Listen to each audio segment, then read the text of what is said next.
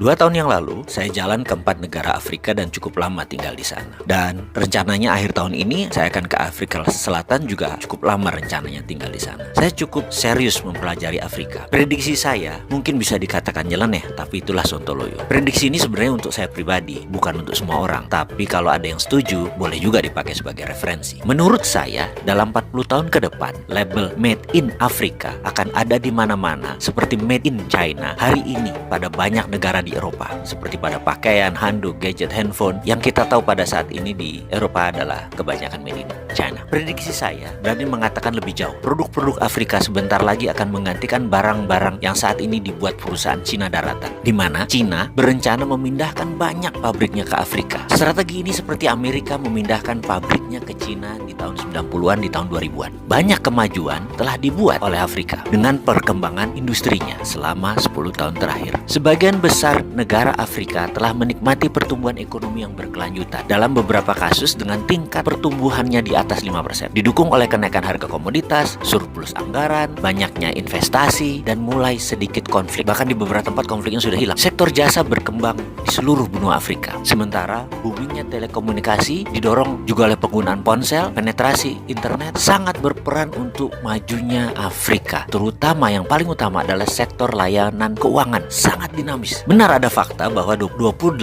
negara termiskin di dunia berada di Afrika. Setengah dari penduduknya hidup dalam kemiskinan tanpa akses hak asasi manusia dasar seperti makanan, air bersih, dan perumahan. Sementara 2 dari 5 orang di Afrika masih buta huruf. Pertumbuhan ekonomi produk domestik bruto per kapitanya hanya 1.770, sekitar seperempat dari negara Asia. Transformasi berkelanjutan membutuhkan pendekatan baru yang radikal. Itulah idenya Cina membangun Afrika. Tentunya untuk kepentingan Cina. Sudah ada 23 negara yang diikat dengan One Belt One Road-nya China. Mengapa Cina membangun Afrika? Cina meniru persis apa cara Amerika menyedot aset nasional Cina, yaitu tenaga kerja terampil di tahun 90-an. Namun strategi Cina di Afrika lebih sakti lagi, karena strategi pendanaan obornya bisa mengikat sebuah negara dalam jangka panjang. Amerika kala itu lupa mengikat, jadi lepaslah Cina. Dan Cina tidak akan lakukan itu di Afrika. Cina akan lebih dalam memegang Afrika. Bagaimana cara Cina membangun Afrika? Manufaktur Afrika akan menjadi kunci keberhasilan Afrika. Bahan setengah jadi dikirim dari China, lalu dibuat bahan jadi oleh Afrika dan dikirim ke pasar Eropa. Dalam 5 tahun ini, strategi Cina di Afrika mulai menunjukkan hasilnya. Sektor manufaktur mulai tumbuh 9%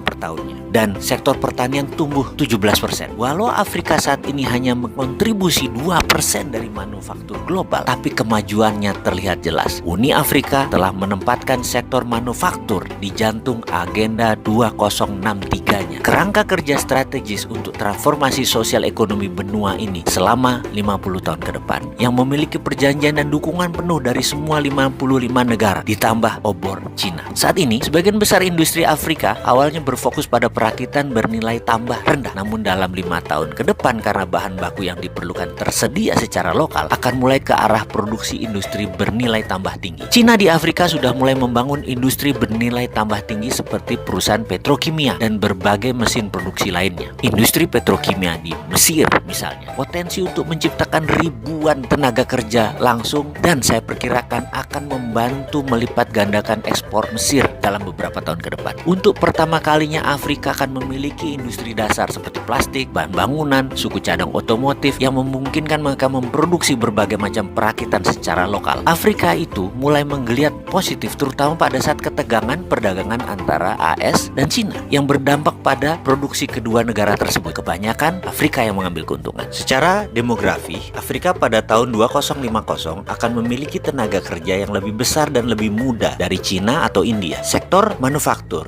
dikembangkan Made in Afrika akan mencapai Eropa lebih cepat karena terjauh jaraknya hanya 10 hari dari Eropa melalui laut. Jika diproduksi di Cina, akan memakan waktu perjalanan lebih dari 40 hari untuk barang tiba. Cina dirugikan sejak awal karena jarak. Karena itu Cina serius membangun Afrika untuk berdagang. Kalau Indonesia, kemana grand plan-nya? Maaf nih ya, menanya.